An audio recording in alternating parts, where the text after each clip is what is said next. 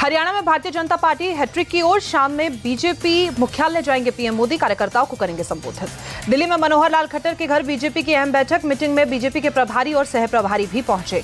चुनाव नतीजों को लेकर बीजेपी अध्यक्ष जेपी नड्डा ने सीएम सैनी से की बात, जीत की बधाई दी। सीएम सैनी बोले, कांग्रेस सत्ता के लिए काम करती है, बीजेपी जनता की सेवा करती है। हरियाणा के रुझानों पर कांग्रेस ने सवाल उठाए। जयराम रमेश बोले, चुनाव आयोग जानबूझकर वेबसाइट पर धीरे धीरे रुझान शेयर कर रही है, क्या बीजेपी प्रशासन पर दबाव बना रही है। जयराम रमेश के ट्वीट पर सुधांशु त्रिवेदी का पलटवार, कहा अगर जयराम रमेश चुनाव आयोग पर उंगली उठाने लगे तो हमें समझ लेना चाहिए कि उन्होंने अपनी हार स्वीकार कर ली। चुनावी नतीजों को लेकर कांग्रेस पर भड़का शिवसेना उद्धव गुट। प्रियंका चतुर्वेदी बोली, सीधी लड़ाई में कांग्रेस कमजोर, बीजेपी ने अच्छा प्रचार किया, कांग्रेस को रणनीति बदलने की जरूरत। कैथल से कांग्रेस प्रत्याशी आदित्य सुरजेवाला जीते, बीजेपी के लीलाराम को 9000 से ज्यादा वोटों से हराया। जुलाना से कांग्रेस की वीरेश फोगाट जीती, बीजेपी के योगेश कुमार को 6000 से ज्यादा वोटों से हराया। नूह से कांग्रेस प्रत्याशी आफ्ताब अहमद 46,963 वोटों से जीते। पेहवा से भी कांग्रेस के मनदीप चड्डा जीते। जींद से बीजेपी के कृष्णलाल मिड्डा 15,860 वोटों से जीते। खरखोदा सीट से भी बीजेपी के पवन खरखोदा की जीत। गढ़ी सांपला किलोई सीट से पूर्व मुख्यमंत्री भूपेंद्र सिंह हुड्डा जीते, बीजेपी की मंजू हुड्डा को 70,626 वोटों से हराया। थानेसर से कांग्रेस के अशोक कुमार अरोड़ा जीते। शाबा से भी कांग्रेस के रामकरण 6,441 वोटों से जीते। हरियाणा के पानीपत शहरी सीट से जीते बीजेपी प्रत्याशी प्रमोद विज कांग्रेस के वरिंदर शाह को हराया। हरियाणा पर बोले शिवराज सिंह चौहान, बीएम ने जो काम किया है उसका असर हरियाणा में साफ दिख रहा है। जनता जानती है कि काम कौन करता है और नाटक कौन कर रहा है। शिवराज सिंह बोले, कांग्रेस हवा में उड़ रही थी, बीजेपी ने अपने काम से नाम पर जनता से वोट मांगे। अनिल विज ने कांग्रेस पर साधा निशाना, बोले कांग्रेस नफरत की राजनीति करती है, वो मोहब्बत की दुकान से नफरत का सामान बेचते हैं। चुनावी नतीजों को लेकर बोले, यूपी के डिप्टी सीएम ब्रजेश पाठक, हरियाणा और जम्मू कश्मीर दोनों ही जगहों पर जनता ने बीजेपी के पक्ष में मतदान किया। हरियाणा विधानसभा चुनाव नतीजों को लेकर यूपी के डिप्टी सीएम केशव प्रसाद मौर्य का ट्वीट, बोले बीजेपी ही वर्तमान, बीजेपी ही भविष्य। कांग्रेस को इशारों में केजरीवाल की नसीहत, बोले इस चुनाव की सबसे बड़ी सीख अति आत्मविश्वास में नहीं रहना चाहिए, हर चुनाव हर सीट मुश्किल होती है। दिल्ली सरकार में मंत्री गोपाल राय ने भी हरियाणा रिजल्ट को लेकर कांग्रेस पर बयान दिया, कहा कांग्रेस से गठबंधन नहीं होने का करेंगे विश्लेषण।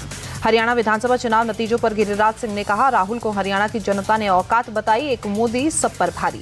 राहुल गांधी पर हमलावर हुए केंद्रीय मंत्री गिरिराज सिंह, बोले राहुल गांधी में बात करने का सेंस नहीं।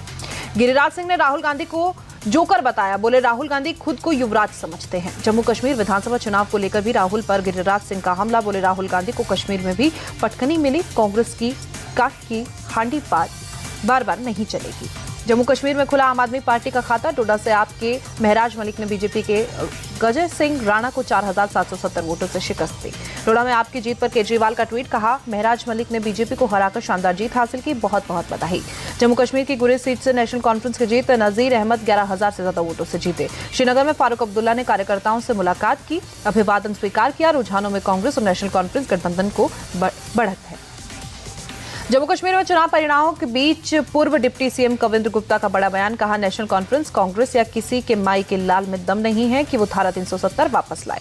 कविंद्र गुप्ता बोले, घाटी में समीकरण ऐसे हैं जो हमारे पक्ष में नहीं है, अन्यथा हमारी सीटें बढ़ती।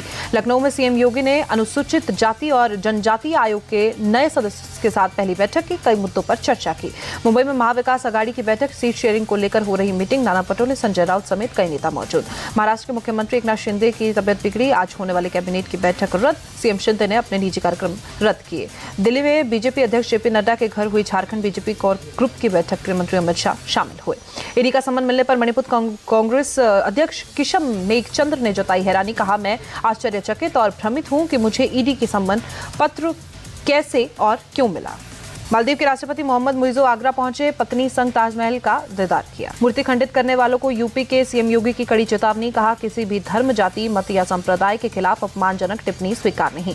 सीएम योगी ने हिंदू धर्म के देवी देवताओं के खिलाफ अपमानजनक टिप्पणी करने वालों को चेताया, कहा कानून को हाथ में लेने वालों को कानून की गिरफ्त में आना ही होगा। कोलकाता में आरजीकर मेडिकल कॉलेज के 40 से ज्यादा सीनियर डॉक्टरों का इस्तीफा, जूनियर डॉक्टरों के आंदोलन के समर्थन में दिया सामूहिक इस्तीफा। धर्म तलाक में 10 सूत्री मांगों को लेकर 7 जूनियर डॉक्टर हैं भूख हड़ताल पर, जूनियर डॉक्टरों की मांग पूरा करने के लिए सीनियर डॉक्टरों का इस्तीफा। शारदीय नवरात्र का छठा दिन, दिल्ली के छतरपुर मंदिर में लगा भक्तों का तांता। दिल्ली के झंडेवाला मंदिर में भी उमड़ा भक्तों का सैलाब। नवरात्र के छठे दिन भक्तों ने पूजा अर्चना की। नवरात्र के छठे दिन अयोध्या के बड़ी देवकाली देवी मंदिर में उमड़ा श्रद्धालुओं का सैलाब, दर्शन के लिए लगी लंबी लंबी कतार। जयपुर के शीला माता मंदिर में भक्तों की भीड़। नवरात्रि के छठे दिन श्रद्धालुओं ने पूजा अर्चना की। नवरात्रि के मौके पर इंदौर की सेंट्रल जेल में हुआ गरबा। कार्यक्रम में महिला और पुरुष कैदी शामिल, जेल अध्यक्ष अलका सोनकर ने जानकारी दी।